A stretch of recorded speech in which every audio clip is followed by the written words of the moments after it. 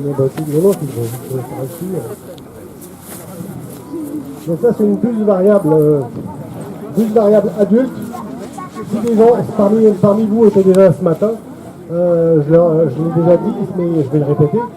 La buse variable, c'est pas comme le lièvre variable. C'est-à-dire qu'un individu pâle restera pâle toute sa vie, et un individu foncé restera foncé toute sa vie. Donc ça, c'est un individu pâle qui est adulte. On voit qu'il est adulte au fait qu'il a les yeux très très foncés et les pattes jaunes bouton d'or. Donc c'est un mâle qui a été blessé par une voiture en Côte d'Or, dans la région de Saint-Bernon, et qui, après 2 mois et demi de réparation de sa fracture à l'aine, peut être maintenant relâché. Donc 2 mois et demi, c'est la durée moyenne de séjour au centre. Ça inclut à peu près 15 à 20 jours d'immobilisation de l'aine.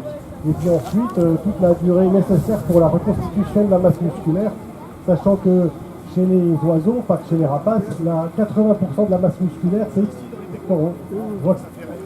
C'est vous, mais c'est comme ça. Et c'est nécessaire pour la survie, c'est-à-dire qu'un oiseau qui ne peut plus se déplacer, ne peut plus chercher sa nourriture et qu'on va dire mourir de faim.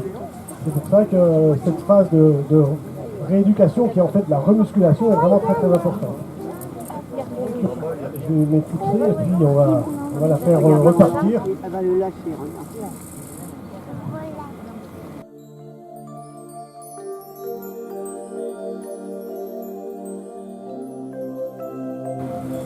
Voilà. Bravo.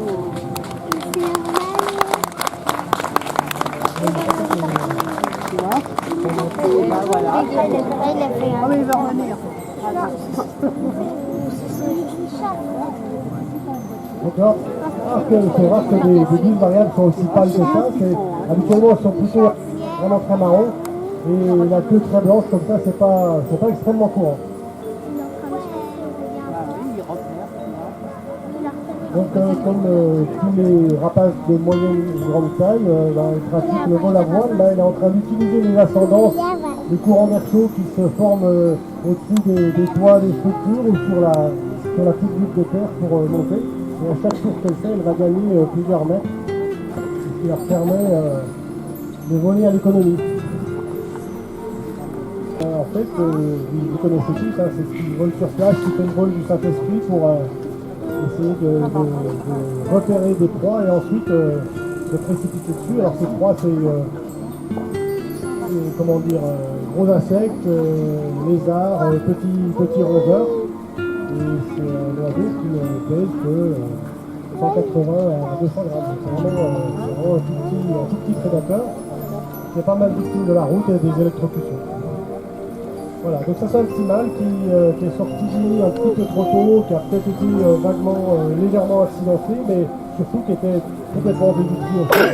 Donc quand on l'a récupéré, il était trop tard pour l'émanciper, c'est-à-dire que quand on récupère des jeunes faucons en duvet, qui sont tombés du nid, on les place artificiels à partir duquel ils apprennent à chasser par eux-mêmes petit à petit, tout en ayant de la nourriture à disposition. Quand ils sont déjà volants, on ne peut pas le faire parce que sinon le risque qu'on prendrait, c'est qu'ils se chauffent tout droit et qu'ils meurent.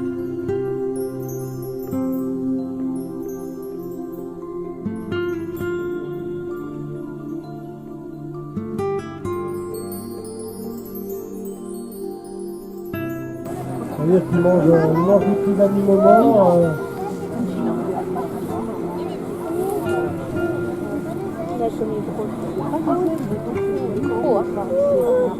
Comme vous pouvez le constater, ils sont complètement sauvages, il n'y a pas de problème.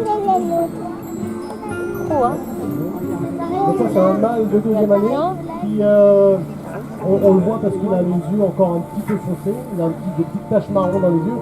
Quand il sera adulte, il aura les yeux complètement blanc-jaune, gris, vraiment très pâle. Vous pouvez peut-être remarquer quand le foin est coupé, ils viennent très nombreux ramasser, tourner, ramasser les morceaux de sauterelle, les morceaux de campagnol qui ont été sinon que dire, c'est une espèce protégée aussi, que ça n'enlève pas les enfants, ni les poules, ni les veaux. Et que, sauf quand on a l'embête, c'est inoffensif. Et puis, lui, c'était aussi une collision routière, c'est-à-dire que, comme la buse, et là, il y avait Il y avait un traumatisme crânien, pas de fracture aux ailes, donc il devrait repartir sans aucun problème.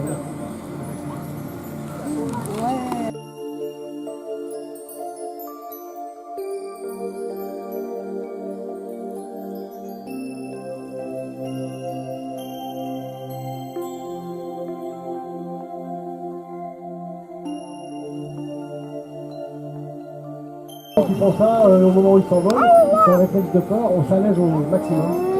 Et même si vous avez déjà pu voir des héros, en plus ils régurgitent ce qu'ils viennent de manger pour être le plus léger possible et fuir le plus loin possible. Comme on dit, quand on a peur, des fois. Donc là, c'est encore un petit cocon prestrel de l'année qui, pour les mêmes raisons que l'autre, est arrivé chez nous. Il a pas discuté des doigts. Et donc, il a été, disons, préparé au relâché dans les mêmes conditions. C'est-à-dire.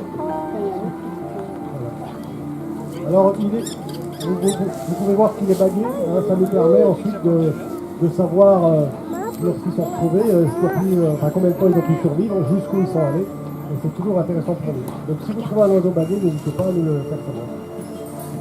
Parce qu'en fait, effectivement, on a beaucoup de faucons prestrel à relâcher, mais c'est la saison qui veut ça. On en récupère environ une centaine chaque année, principalement des jeunes. Alors, il y en a beaucoup qu'on émancipe à partir du site, et vous en avez sans doute vu tourner quelques-uns, mais on en récupère aussi quelques-uns comme ça qui sont trop vieux pour être émancipés depuis le vie artificiel, donc ils sont relâchés un petit peu plus tard. On y va aussi? C'est parti.